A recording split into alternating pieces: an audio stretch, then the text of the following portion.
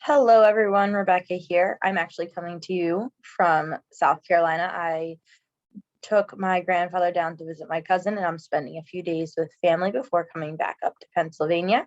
So I'm coming at you from the South today. So today for Module 3, I am going to examine one of my courses that I just completed this fall. I took 2 courses, and I'm going to do the second one that I completed. And I'm going to use the K-12 QM, the Quality Matters Standards 5th edition for K-12 to review this course. So I'm gonna go ahead and share my screen and we're gonna get started. So the course I'm choosing to look at is ACTE 633. So learners in the online classroom. This is a class that I just finished right before this class started. So let's take a look. I'm going to go ahead and open up my course in D2L. So when you arrive on the home page, we're first going to take a look at the course overview and introduction.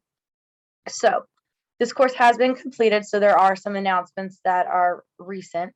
But when you first log in, on the right, you see where it says meet your professor. And my professor had, Miss Deemer had all of her information. She had a welcome video, a picture, some information about her office hours, her Zoom links, and how to contact her, which was great. That way I was able for me to be able to contact her, which I think is great. And it's very important that you introduce yourself, but then also that your students know how they can contact you. With online courses, I'm sure they will have questions and need assistance in some way. So making sure that's easily accessible is very important. Also, I found that using D2L with all of the headings, it is super easy in order to navigate. So under resources, you have everything that you might need from your content, checklist, calendar, your course home, frequently asked questions. In communication, you can find announcements, blogs, class lists, discussions. And then in assessments, you can find your assignments, your grades, and anything else that you might have. And then under the university tab, there's lots of other links that can definitely help you, such as the library, MU Video, MyVille, the online bookstore.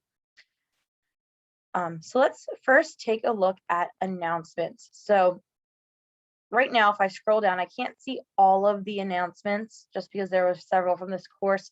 But if I take a look at announcements, the first one that I was greeted with for this course, I'm going to scroll down for you, was welcome. So she had a nice welcome for me. It had her information, and also on the side, like I had showed you, her other information was there, as well as expectations and materials that we were going to need. So very informational and had everything that was needed, which was great.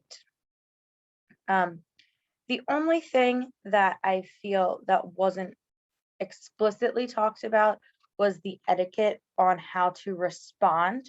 However, she did in her syllabus kind of give you guidelines on how to respond to peers, but there wasn't on the homepage like our current course where it talks about etiquette to online in terms of responding to individuals. When you go into content, it is great to see the syllabus as well as the other modules that we were going to be working with, which was great. When in the syllabus, it talks about what we are going to be doing. So the overall course objectives that we were focusing on are clearly stated, and they're also easy to understand and read and follow through. As you scroll through our syllabus, it talks about our professional behavior in an online environment. It talks about our course policies, such as participation. So like I said, the etiquette, it didn't go into a lot of detail. However, it definitely tells you how you should be participating and how you should be online. I think for younger kids, it would definitely be important to have that etiquette piece just so they understand what is appropriate and what is not appropriate. All of the assignments were also clearly labeled with how many points they were, where they were located, and their due dates as well, which is great and easy to follow. And then it has all of the activities, well, assignments we're going to be doing this year during the course. Also, she had some additional resources available for us. She also told us how we were going to be graded. I think that is very important just so that you understand how you are going to be graded. So it's no surprise at the end of the course. And then I really like this at the end that she provided for us, which on the last page, which I actually printed out to keep so I didn't have to keep going back into the computer, was, when everything opens, what module it is, what we were going to be discussing, what resources that we needed that were also provided in D2L or in our book. And then it stated when your initial post was due and when your replies were due. And I thought this was great because it has all of the dates on it. This made it very easy to understand and easy to follow. I am a very visual person, so me being able to print this out and keep in my workspace was very beneficial to me in terms of planning and understanding what is due and when it was due. So kudos to her, that was very beneficial for me. Okay, so now we're going to go take a look at the assignments to see were our learning objectives clear and understanding and easy to understand and follow. So let's take a look at content, where all of our materials are located. Choose a table of contents which goes over course expectations and everything that we were going to need throughout our course, such as rubric and guidelines, as well as our syllabus and other information sheets as well. So let's take a look at week 1 to see about our learning objectives. So module 1 was easy to find, and then we have what we needed for the course. So she has an introduction, and then she has our objectives, which is clearly defined so all students understand what is the purpose of this module. She follows the same format in all of the weeks, which was very helpful, clear to understand, and able for someone to follow, especially if someone wasn't tech savvy. Very clear to follow, good guidelines, and you could also access it in multiple ways, which was nice.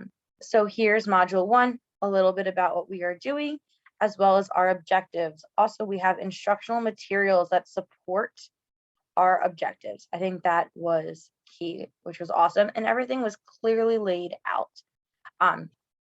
So we have our readings that she attached, because not all of our readings were in her book, but she provided them for us, and then our textbook. And then she also listed anything that we needed to watch for like multimedia. She chose this Rita Pearson video for our first unit, which I love. I love her. Love this video. Great. Anyone who hasn't watched it, it's a good one. And then she goes into our activity and our overview of what we were expected to do. So everything is clearly defined. And I also love when the instructors include links in their description that will take you to the introductions or to the discussion posts, which makes it easy to find. So I don't have to go back out of this module overview. I can just click it and it will take me to the discussion, which is great. Makes it a lot easier and accessible for students. I'm not a fan when you look at the objectives and then you have to go back and find the discussion somewhere else. I like when it's all linked together. So overall, for learning objectives, it is very easy to find. She definitely has them stated. They're appropriate for individuals. They're easy to follow. So I feel that she did a great job with this. The next area that we're going to take a look at is assessment and measurement. So how are we being assessed? Where do we find these assessments? And then also, how are we being graded? So let's go back to our home page and then take a look at the assessment buttons. So under the assignments, when I click that, it shows you sorry, you're gonna see my grades. I'm okay with that. This is where we submit all of our assignments.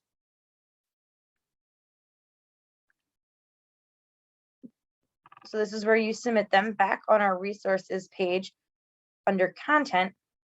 She has all of the information. So looking at here, you see she provides all of the instructions as well as the rubric. So I'm just going to click on the individual differences, case study, info, and rubric. So at the top, she tells you how many points right off the bat that this assignment's going to be, as well as the purpose. So everything here is clearly identified on what to do. She even gives you some helpful hints onto what information she was looking for in this assignment. She tells you her requirements, and then she has a breakdown of each section.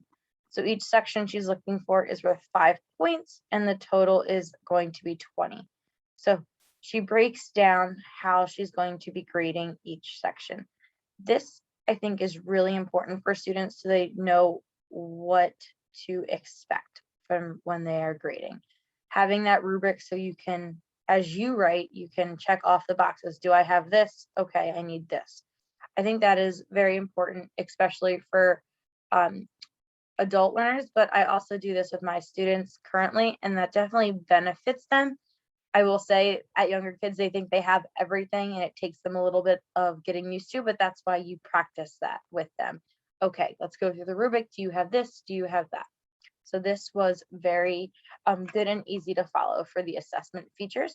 She also was really good with after you submitted your assignment and it was graded. I'm going to show you where she gave you feedback that you can read, which I thought was very beneficial and very helpful. I've had in the past where some instructors don't leave feedback, or they just say great job, which great job makes me feel great, but I would like some feedback, especially if I lost points. That way I can know what do I need to do better for next time. The next area I want to talk about is instructional materials. So I did show you where on our modules that everything was located and linked together, which I think makes everything easy to follow. So I'm going to pick a different week just to kind of go over some of the instructional materials.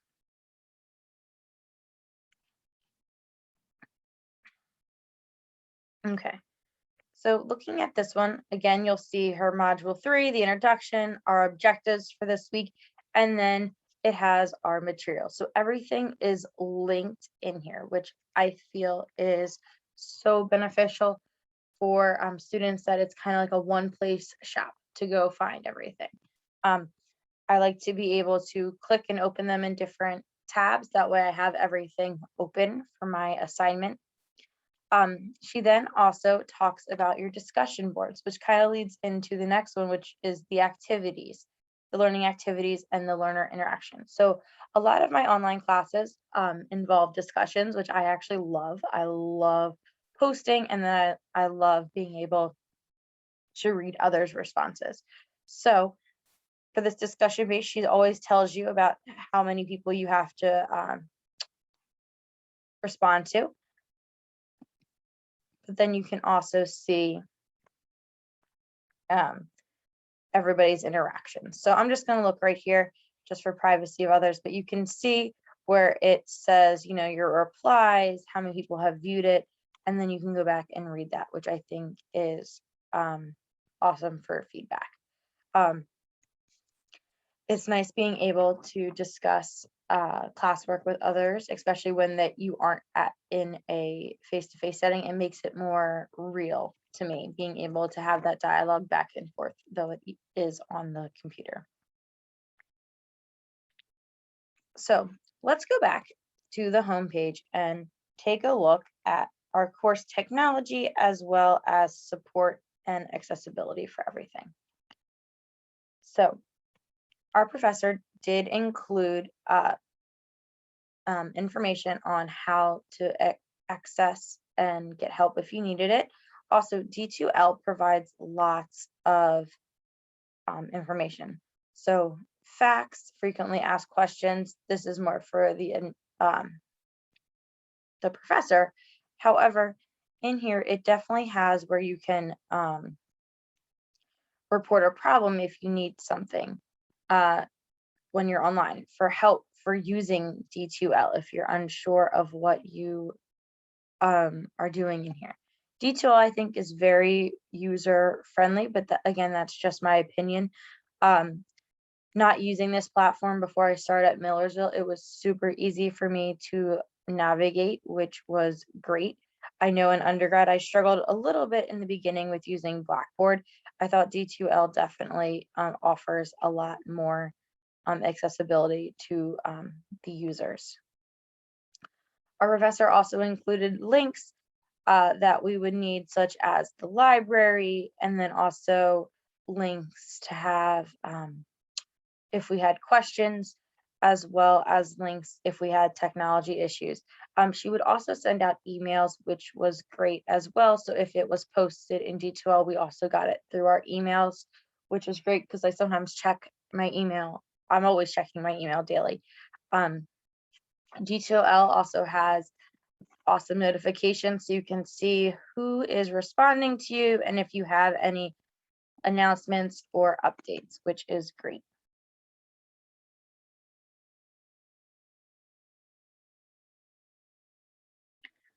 So overall, I feel that this course does a really good job with meeting the QM standards in terms of being able to access everything in an online course. The only thing I would say she's missing from the standards is just a clear description in the etiquette, in the online etiquette and what exactly she's looking for. However, she does give some information about what kind of responses she wants, but it's not that etiquette tab like where you can go to reference quickly and easily. But overall, I say she definitely checked so many boxes, if not all of the boxes, in this online course. I will say at Millersville so far, all of my online courses have been super easy to follow and share. So I am happy that all of my instructors so far have made everything accessible and easy for someone. I will say I definitely have some good computer skills. I'm not the best, but I definitely can get around a computer. But it's definitely helpful when I don't have to go fishing for everything. So thank you so much for watching my screencast. Hopefully you guys enjoyed it. I know I'm kind of rambling a little bit, but I can't wait to continue to watch yours as well. And I'll talk to you later. Bye, everybody.